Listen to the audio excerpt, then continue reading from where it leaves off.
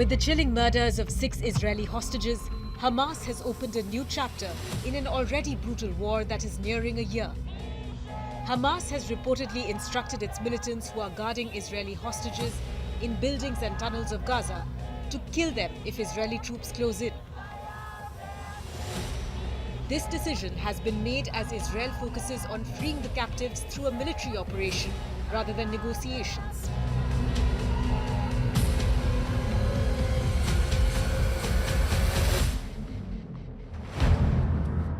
Hirsch Goldberg-Polin, Eden Yerushalmi, Carmel Gat, Almog Sarusi, Alexander Labanov, and Ori Danino were among the 250 hostages kidnapped by Hamas during their deadly October 7 attack on Israel.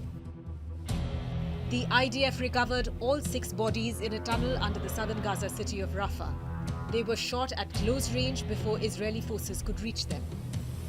אם חס ושלום פגמנו איזה דבר בטהרה. When the funerals of the hostages were taking place, Hamas released videos of what it described as the final messages of 2 hostages. 24-year-old Eden Yerushalmi and 25-year-old Ori Danino. The families of the slain hostages have described Hamas's new tactic as psychological terror.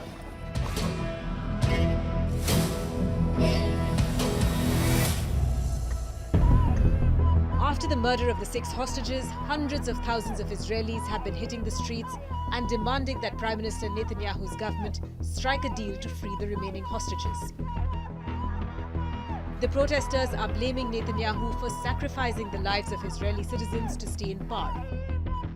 The right-wing members of Netanyahu's coalition have threatened to bring down the government should he strike any deal with Hamas to end the war. Nearly 100 hostages are still believed to be in Hamas's captivity in the Gaza Strip.